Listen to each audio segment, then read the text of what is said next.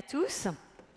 C'est avec un grand plaisir que je vais animer cette journée au fil et au gré des interventions avec des intermèdes où nous allons pouvoir interagir et je vais avoir à cœur à me faire le relais de vos questions. C'est une occasion pour moi de vous rappeler que l'outil mSurvey est vraiment notre lien pour pouvoir interagir avec les différents invités de la journée. J'étais pas prête là, je suis un peu. Merci. Dans un court moment, nous accueillerons une femme dont des décennies de militantisme dans le cadre de son métier de sage-femme ont été saluées par la remise de la Légion d'honneur en 2000. Et 13 ans plus tard, elle est devenue officière de la Légion d'honneur. En dehors du prestige de ces décorations, c'est surtout un moment historique puisque c'est la première fois qu'une sage-femme se voit décerner ce genre de mérite. Je vous demande d'accueillir chaleureusement Chantal Birman.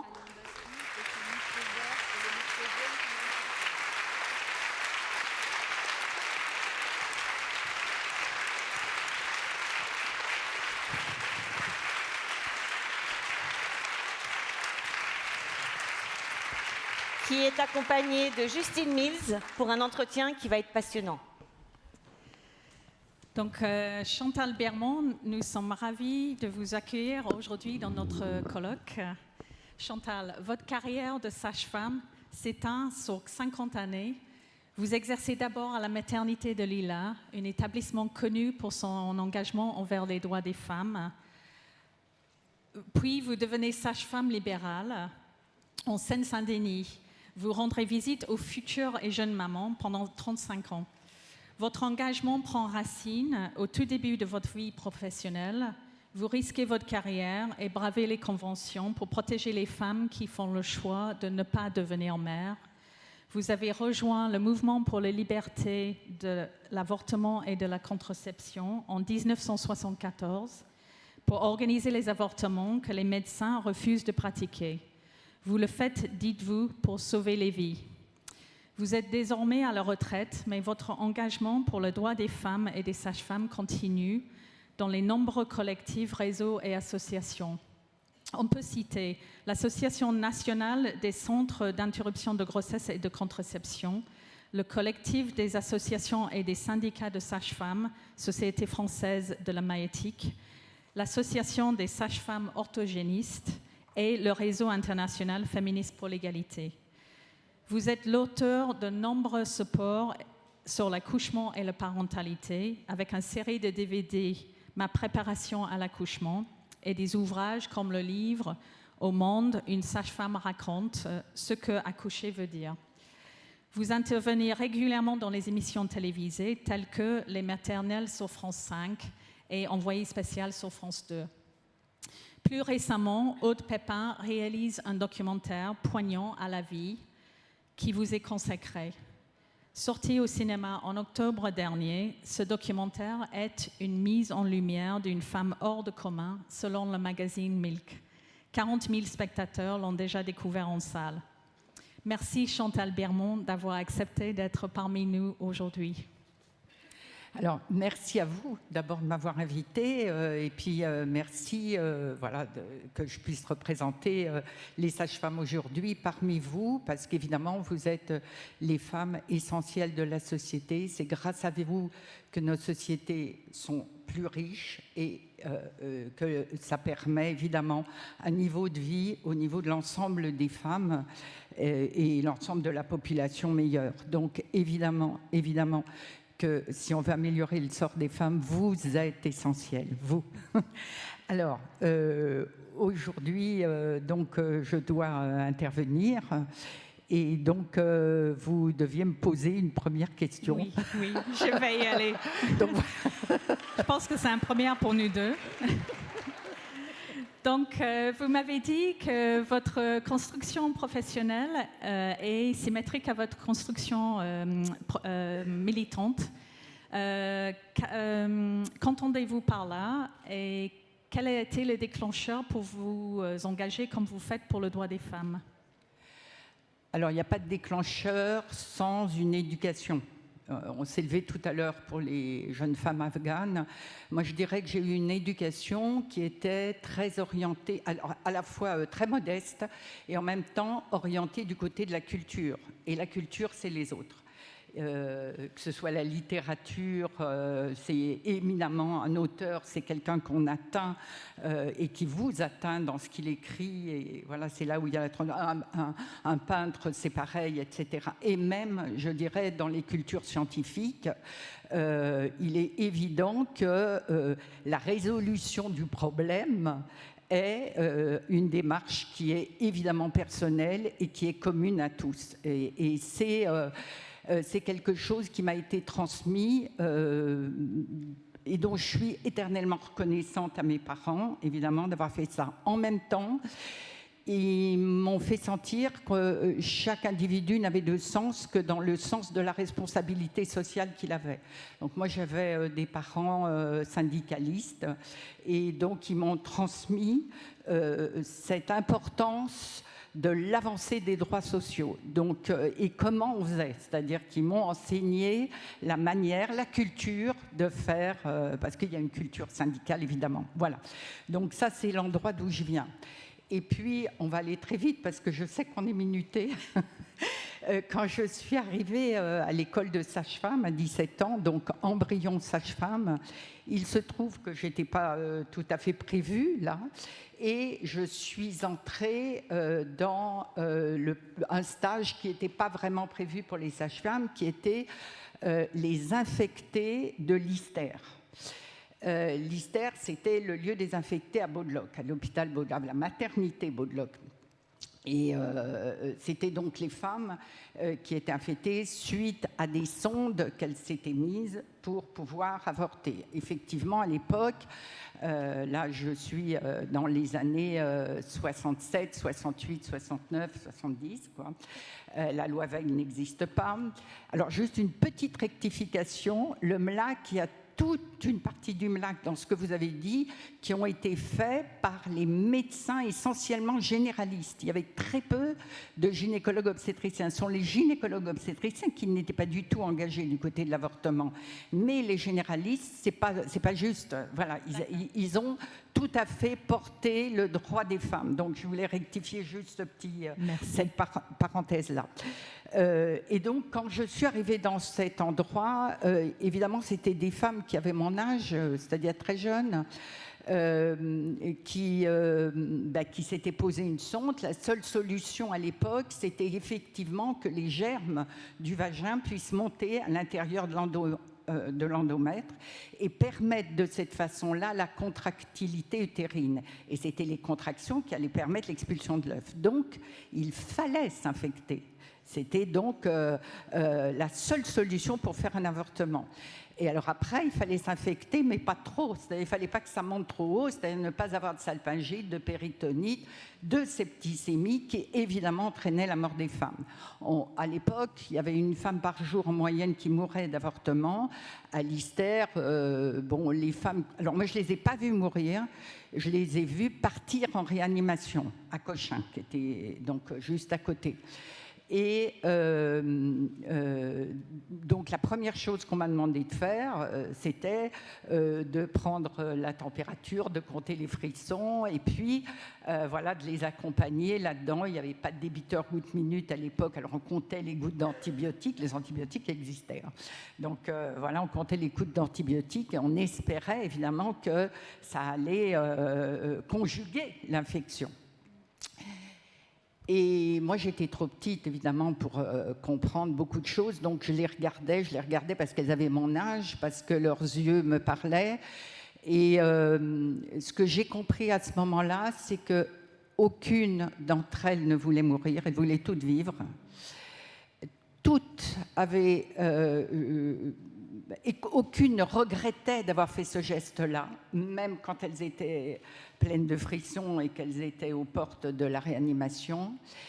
Et que c'était... et c'est là que je l'ai vu à ce moment-là, mais je l'ai compris beaucoup plus tard, qu'entre la vie et les morts, les femmes choisissent toujours la liberté. Et je l'ai vu, je l'ai senti, je l'ai palpé.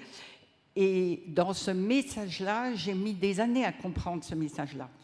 Et quand je peux le dire aujourd'hui, évidemment que c'est à toutes les femmes que ça a été traduit, que ça a été dit à travers l'histoire.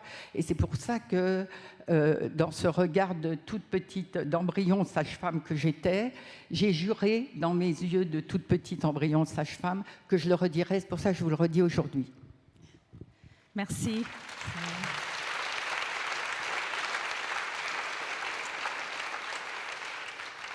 Merci, c'est vraiment très fort ce que vous dites, et surtout avec tout ce qui se passe aux États-Unis en ce moment. Oui.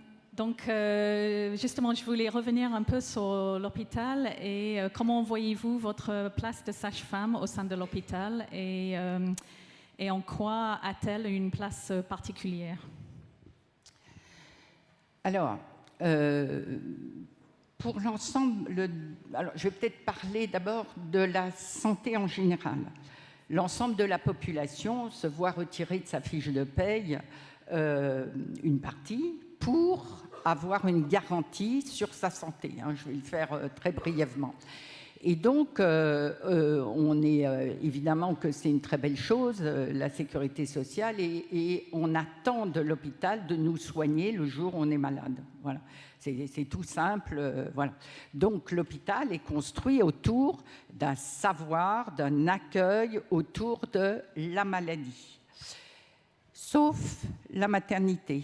80% des actes en maternité sont des actes qui sont des naissances normales. Mais cette physiologie, puisque ça c'est de la physiologie, est inscrite au sein de la pathologie. Et il se trouve que la pensée de la physiologie n'existe pas. Pourquoi ? Parce qu'elle a été écrasée, je dirais, au fur et à mesure de l'histoire de la santé, avec l'histoire des sages-femmes qui est un petit peu particulière, qui est que les pouvoirs s'établissent malgré tout sur des territoires. Et avant l'année 1950, le territoire des sages-femmes, c'était le domicile. La majorité des accouchements avaient lieu à domicile. Et petit à petit, avec dans l'histoire plus ancienne les chirurgiens barbiers qui sont devenus les obstétriciens, ils se sont installés d'abord à l'hospice qui est devenu l'hôpital. Au fur et à mesure de cette installation, les ont accompagnés d'abord les sœurs catholiques qui ont accompagné les médecins, et puis petit à petit, les sages-femmes ont commencé à rentrer à l'hôpital. Au fur et à mesure, donc elles ont quitté leur territoire du domicile pour rentrer en territoire médecin. Au fur et à mesure, il se trouve que les années de guerre de Pétain, à l'époque, ont été des années extrêmement régressives sur le plan du droit, notamment à l'avortement, comme tout le monde sait. 1943, c'est les deux seules personnes qui ont été condamnées à mort en France et guillotinées, qui est donc Louis Giraud et Désiré Pioche, qui lui était un Hongreur. Voilà. Donc, ça a donc été les années les plus répressives de toute l'histoire de l'avortement. Avant ça, il y a une historienne qui a fait une recherche qui s'appelle Madame Sonn, et qui a donc Anne-Marie Sonn, qui dit donc qu'au 19e et au 20e siècle, donc avant la loi Veil, bien sûr, 45% des avortements sont faits par des sages-femmes, 16% par des proches et 33% par des femmes ordinaires. Ce qui veut dire qu'au total, 80% des avortements illégaux donc, sont faits par des femmes. Voilà. Alors, cette parenthèse me permet de faire le lien entre ce que j'ai dit tout à l'heure sur l'avortement et ce que je vais dire maintenant sur le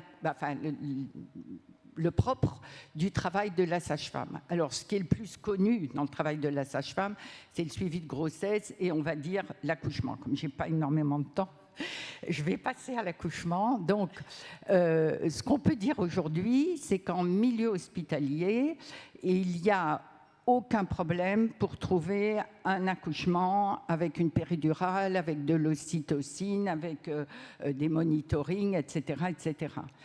Par contre, notre système de santé, s'il offre ce type d'accouchement, n'offre en aucune façon un accouchement accompagné par une sage-femme. C'est-à-dire il ne peut pas garantir qu'une sage-femme sera présente pour vous accompagner au moment d'un accouchement hors de l'offre de la péridurale. Voilà. Donc on n'a pas actuellement un système de santé qui peut garantir un accompagnement. Or, ce qui se passe dans un accouchement non médicalisé, c'est que normalement, si tout va bien, arriver autour de 5-6 cm pour une femme, c'est trop dur, c'est trop violent. Ce qui se passe, c'est animal, c'est archaïque. Et donc là, nous on le sait, les sages-femmes, si on est en train, par exemple, de faire notre dossier à côté, on sait que le compagnon va arriver et qui va nous dire il faut venir là parce que ça ne va pas du tout, ma femme. Bon, donc là, on vient et effectivement, la dame, elle ne va pas bien. Donc là, elle met ses yeux dans les nôtres, là, bien au fond, et puis au fond de ses yeux, il y a écrit « Je vais mourir ». Alors, à partir de là, on ne peut pas lui dire « Oui, madame, c'est ce qui va se passer », ni « Non, madame, absolument pas, il y en a d'autres qui ont fait des accouchements avant, etc. » Bon, donc, on ne dit rien, on essaye de la changer de position, de la faire respirer, etc. Et donc là, il va y avoir un temps qui est complètement incroyable, qui est que il va se passer quelques minutes, elle va remettre ses yeux dans les autres en disant « Non mais vous n'avez pas compris, je suis la femme de votre carrière à vous qui va vraiment mourir. » Donc, on essaye là encore de gagner du temps. C'est ce que les psys appellent le lâcher-prise pendant ce temps-là.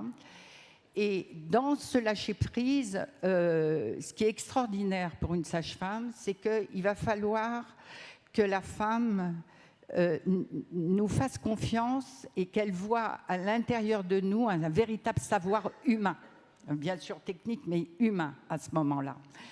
Et qu'est-ce qui va se passer dans ce savoir humain? C'est qu'au moment où elle n'a plus confiance en elle, elle fait confiance en quelqu'un de ce savoir qui doit être ancestral, c'est-à-dire que ça ne peut pas être qu'un savoir technique à ce moment-là. C'est un vrai regard beaucoup plus profond que ça.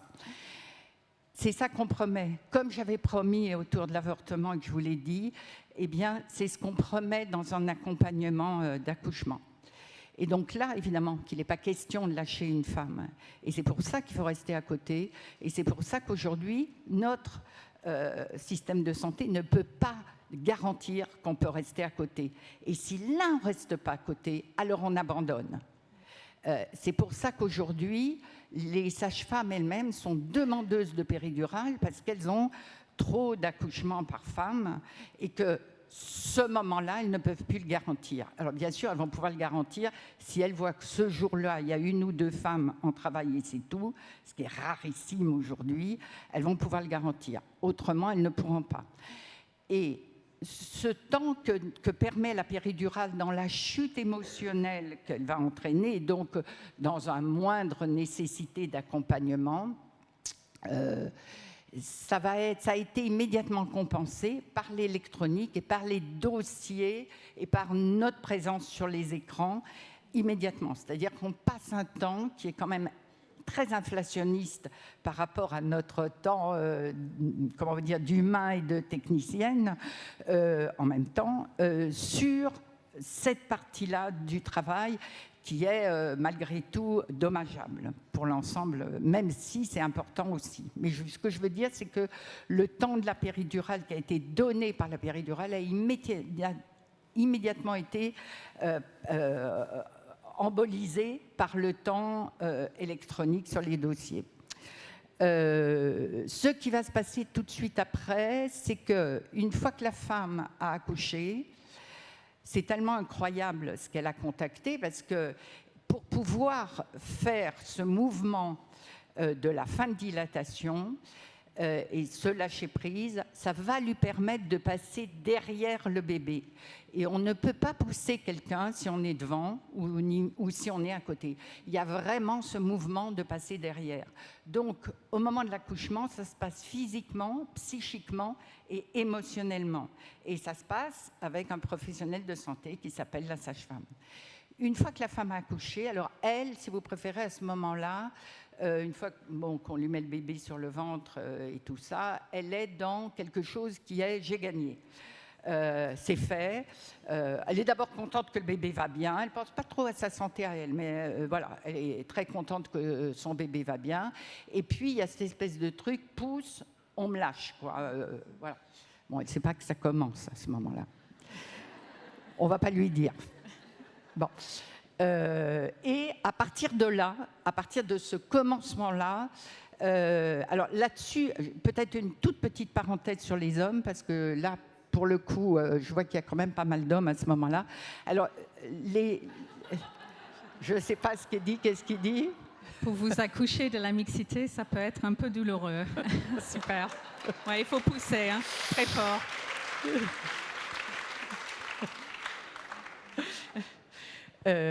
Voilà. Donc, pour les hommes, ils ont déjà traversé, au niveau de la grossesse de leur femme, ils ont un petit point d'interrogation parce qu'ils la trouvent un petit peu différente pendant la grossesse. Elle pleure plus facilement, elle a un caractère un peu plus labile, etc. On leur a changé un petit peu avec cette histoire de grossesse, même si, évidemment, le désir d'enfant est partagé aussi bien par les hommes que par les femmes. Hein. Ça, ce n'est pas spécifiquement féminin. Donc, après, il va y avoir cette traversée la plupart des hommes sont présents maintenant aux accouchements. Donc, il va y avoir cette traversée extrêmement féminine qui est ce moment de l'accouchement, où là, il découvre la puissance de sa femme. S'il est bien élevé, ce qui n'est pas toujours le cas, mais bon, s'il est bien élevé, il va arriver à lui dire qu'il l'aime ou lui faire sentir. Et au mieux, il va avoir de l'admiration pour elle. Ça, s'il est capable d'avoir de l'admiration, c'est vrai que ça booste les louloutes. Et ça aide énormément voilà, pour la suite. Voilà. Donc, évidemment que tout ça va permettre l'accouchement. Par contre, lui, il est inquiet pour la santé de sa femme, voilà, et il est inquiet pour la santé de son bébé. Donc, l'arrivée du bébé, pour lui, c'est un soulagement de voir que ça s'est bien passé pour les deux, alors que la femme est plutôt sur son bébé, pas trop sur sa santé à elle. Une fois qu'il voit le bébé arriver, après le moment d'émotion de l'arrivée du bébé, lui, il va immédiatement, et ça, c'est ce que j'ai toujours trouvé tellement émouvant dans mon métier de sage-femme, s'intéresser à l'individu bébé.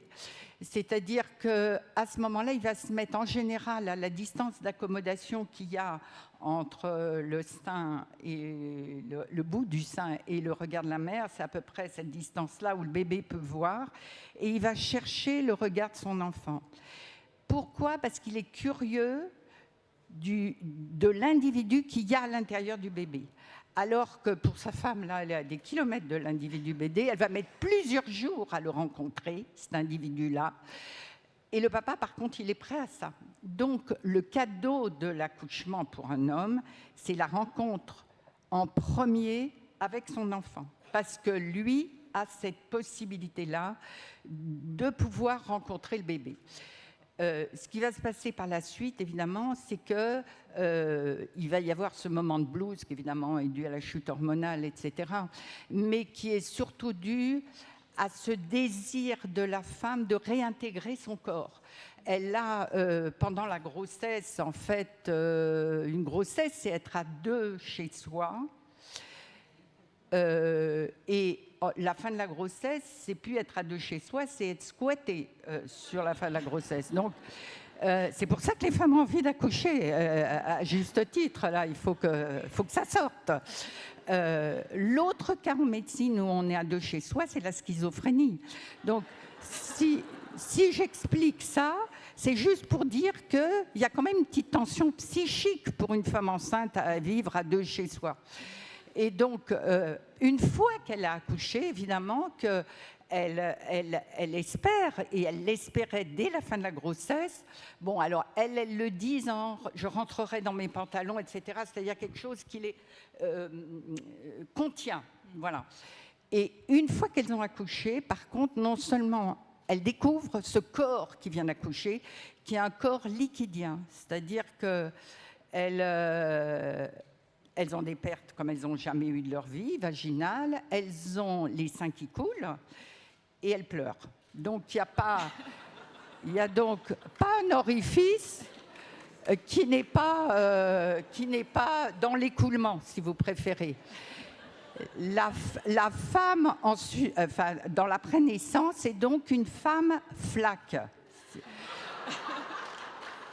Et donc...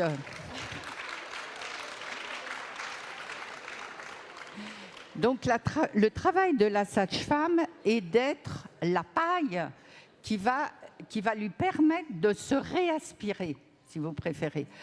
Par contre, il y a un endroit où cette flaque qui est un petit peu difforme dans tous les coins, ça va être le centre. Donc, il faut trouver où mettre la paille. Et donc, la sage-femme, c'est la reine de la paille, si vous préférez. Voilà. D'accord. Bon, merci beaucoup, Chantal.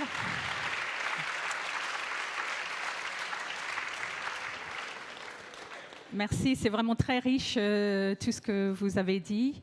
Il ne reste que 5 minutes, c'est ça? Un peu moins. Un peu plus? On va quand même regarder... Alors, les propositions, peut-être. Un peu moins. On va regarder rapidement la bande-annonce de ce merveilleux film à la vie, et après on va essayer de prendre 1 ou 2 questions. On va voir. Donc, j'avais des propositions. Est-ce qu'on peut regarder le vidéo? Il va pas tarder à tomber là, le cordon. Comment ça s'est passé l'accouchement alors? Ça s'est bien passé. Alors voilà, je vous montre comment on sort un bout de sein.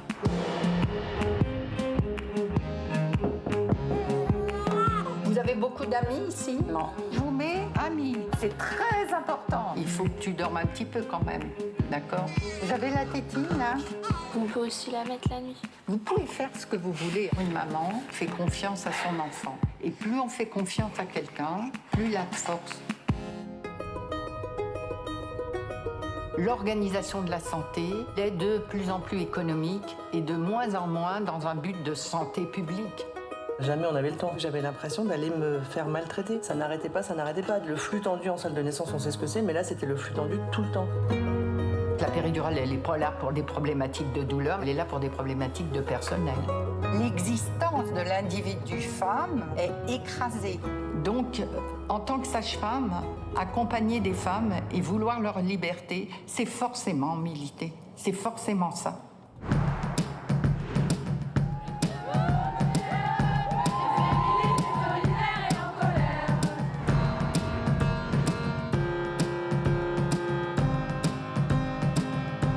Le moment où un enfant naît, à la fois on devient toute petite, mais en même temps, c'est des moments où on a la possibilité de comprendre des choses. C'est beau le chapeau? Je comprends à ce moment-là qu'entre la vie et la mort, les femmes choisissent toujours la liberté.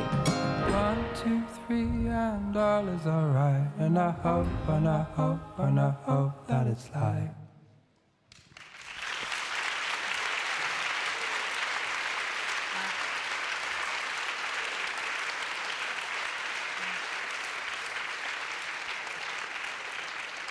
Alors, c'est un peu difficile de monter après un tel témoignage et une vidéo, donc je vais essayer de garder à peu près mon intégrité émotionnelle.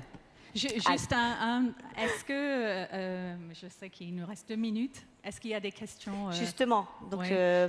C'est juste que Chantal voulait éventuellement donner quelques recommandations à nos entreprises. Est-ce qu'il y a le temps pour ça ou c'est un peu... Non. Mais tout à fait, il y a toujours du temps.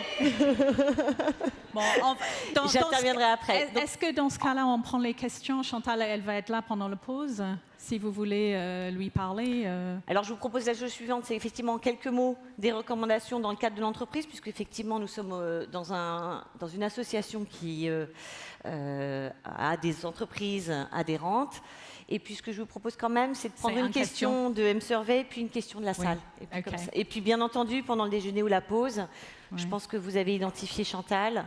Si vous voulez bien, n'hésitez pas à venir la rencontrer. Donc, vraiment deux propositions pour nos entreprises.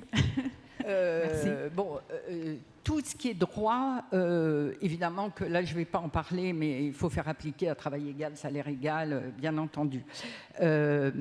Pour les entreprises, quand on prévoit... Alors là, je défends plus que le droit des femmes, j'essaye de... Parce que votre dessinateur, il a montré le droit des femmes, là, avec le plafond de verre. Mais alors, je ne sais pas, là, il faut vraiment un marteau-piqueur pour le plafond de verre pour les mères. C'est-à-dire qu'il y a un plafond de verre pour les femmes et les mères, c'est juste pire. Donc, évidemment que les réunions en entreprise doivent être pendant les horaires scolaires. Ça va de soi. On ne peut pas faire des réunions. Bien sûr qu'il faudrait que chaque entreprise, parce que toutes les femmes qu'il y a ici, elles ont forcément une organisation de vie tout à fait correcte et possible grâce à des salaires corrects. Hein. Donc là, je vais pas revenir là-dessus, mais il y a des entreprises qui prévoient, quand la nounou de la maison ou l'organisation ne peut pas fonctionner, quand les postes sont très importants, c'est très bien que la femme est obligée d'y aller. Donc, à ce moment-là, il y a des entreprises qui prévoient des nounous spéciales. Il y a quelques cas en gynécologie qu'il faut penser. Ils sont rares, mais on a su qu'avec l'endométriose, c'est un véritable problème de santé publique qui n'a pas été pris en compte et voilà, qui est même un scandale de santé publique, d'ailleurs, l'endométriose. Et donc, il faut le penser parce qu'il y aura encore des femmes qui feront des endométrioses et qui ne peuvent pas réellement travailler pendant 1 ou 2 jours par mois. Donc ça, il faut le penser. C'est rare, mais ça arrive. La fausse couche. Il y a des femmes qui font des fausses couches sur leur lieu de travail. Et puis, il y a quelque chose qui me semble, c'est que sur la période de baby blues, qui est complètement physiologique, on n'est pas sur de la dépression du postpartum, les femmes ont besoin d'être consolées, et elles ont besoin d'être consolées de façon maternante. Si la mère est bien, évidemment que la grand-mère pourrait aider. Pour ça, il faut qu'elle sache bien mettre les curseurs aux bons endroits au niveau de sa fille. Les Espagnols prévoient ça, ils prévoient 2 cours de préparation pour les grands-mères. Comment on fait pour devenir grand-mère? Qu'est-ce qu'il ne faut pas faire avec sa fille? Voilà. Et qu'est-ce qu'il faut faire? En gros, lui faire à manger et le ménage, quoi.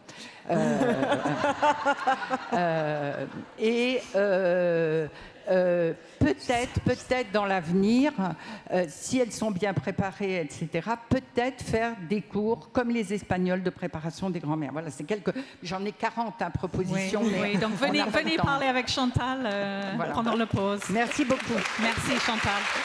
Merci. Une dernière chose, peut-être juste dire qu'on a besoin évidemment de financement pour la recherche en physiologie et que la recherche en physiologie nécessite une réflexion autour de la physiologie. Voilà. Okay. Merci beaucoup. Merci. Merci. Restez encore une petite minute pour les questions de la salle. Oui, bien sûr. Alors, il y a quelque chose qui est très relayé dans la salle aujourd'hui et on aimerait vous interroger sur ce que vous pensez du recul du droit à l'avortement qu'on voit un peu partout dans le monde. Alors, spécifiquement aux États-Unis, là, c'est très très clair, mais ça commence aussi à venir en Europe. Donc, nous serions intéressés d'avoir votre perspective par rapport à ce point. Alors, à la fois en France, il y a plutôt une amélioration. Grâce à la loi Alban-Gaillot, qui a été votée fin février-mars de cette année, les sages-femmes vont avoir... Bon, il faut toujours qu'elles payent les sages-femmes, donc on leur fait une petite période de 3 ans, malgré leur histoire qui est complètement en rapport à l'avortement, malgré le fait qu'elles ont plus de cours à la fois théoriques et pratiques que les médecins, malgré tout, il va falloir qu'elles fassent... une expérimentation de 3 ans. Mais au bout des 3 ans, elles vont avoir l'avortement au niveau du bloc opératoire. Donc, on prévoit donc d'élargir en France les personnels pouvant faire l'interruption de grossesse. Mais par rapport au recul dans d'autres endroits dans le monde. Le problème, c'est la vigilance. C'est-à-dire que oui, bien entendu, tout le monde va signer les pétitions sur Internet. C'est assez facile de faire signer sur Internet. C'est beaucoup plus difficile aujourd'hui de mobiliser dans la rue. Et c'est dans la rue qu'il y a les images, c'est dans la rue qu'il y a les journalistes, c'est dans la rue qu'il y a les médias et c'est dans la rue qu'on peut, avec ça, diffuser au monde entier. Donc, quand, par exemple, l'autre jour, place de la République, pour soutenir les féministes américaines, on était 250, quoi, c'est ça. Alors qu'une pétition va ramasser 100 000 signatures. Voilà, c'est ça que je veux dire. C'est à ça dont il faut être vigilant. Donc, la recommandation dans la salle, c'est effectivement utiliser vos baskets plus que pour courir, mais aussi pour militer dans les rues, place de la République. Merci beaucoup.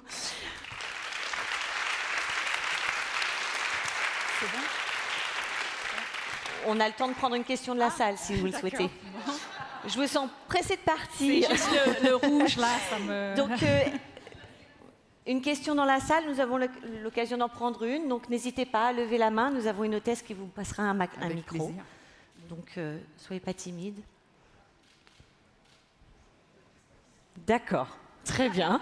Bon, bah écoutez, pourquoi pas, c'est pas grave. On pourra toujours profiter de la pause. Merci beaucoup. Merci infiniment. Merci Chantal.